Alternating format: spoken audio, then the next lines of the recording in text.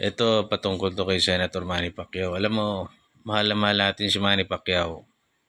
Mahal na mahal natin siya sa kanyang pinagdaanan, karangalan sa bansa, at sa dami ng kanyang mga natulungan. Pero pagdating sa politika, makukuha mo mainis. Unang-una, nagpunta yan sa PDP laban, umalis. Yun pala, tatakbong presidente noong 2022. Hindi ko alam kung sinong bumola-bola sa kanya ubusin yung pera niya sa pagkampanya.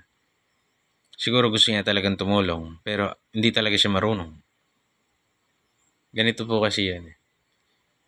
Hindi ka pwedeng magpresidente na wala kang alam. For example, presidente ka ng korporasyon. Tapos, panay kang tanong sa mga abogado, wala ka nang nagawa. Dapat yung abogado na lang nagpresidente.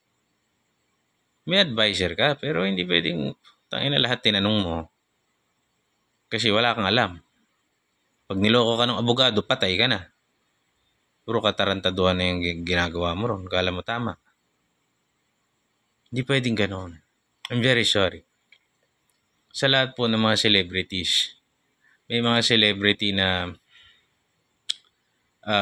gusto kong iboto. For example, ngayon, Philip Salvador. Bakit?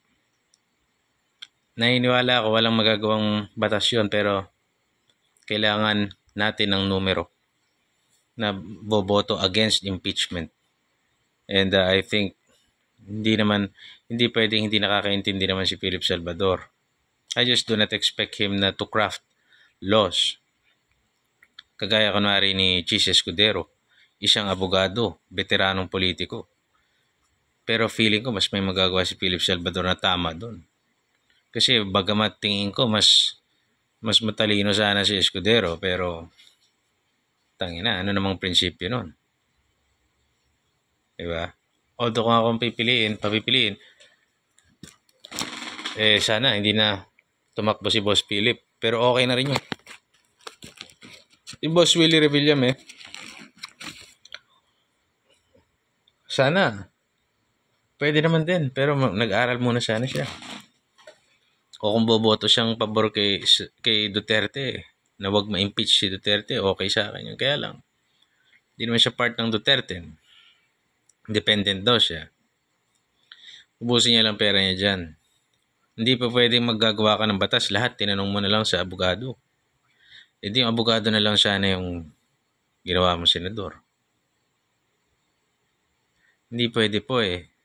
Merong ilang exceptions. Yorme Isko. Si Yorme Isko, kasi unang-una kabisado niya yung galawan sa Maynila. Batang Maynila talaga yun. Galing sa hirap. Alam yung ginagawa ng mahirap, tapos nag-aral. Nag-experience. So hindi siya basta mayor lang, nag-experience, nagkonseho ng matagal na panahon. Nag-aral ng para sa kanyang degree, nag-aral ng related sa ang tawag dito, public service, public administration. Nag-aral ng rules ng Kongreso. Alam niya yung ginagawa niya. Richard Gomez, alam niya yung ginagawa niya. Noong una tumakbo yan, senador agad eh. Hindi siya nananalo eh. Pero dahil maganda yung advokasya at saka nadala na rin siya ni Lucy Torres, ang ganda naman ng ginagawa ngayon. Yung prinsipyo, yung mayaman kasi si Lucy Torres din eh. So, it helps. Pero hangang-hanga ako sa kanya ngayon. May mga ganong exceptions.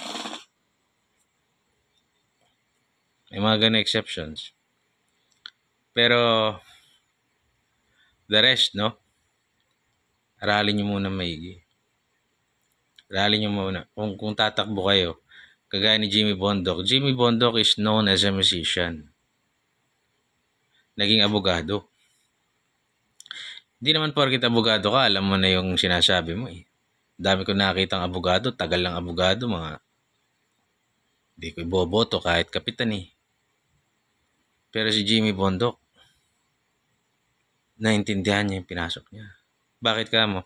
Naglingkod nung panahon ni Duterte yan eh. Exposed. May karanasan.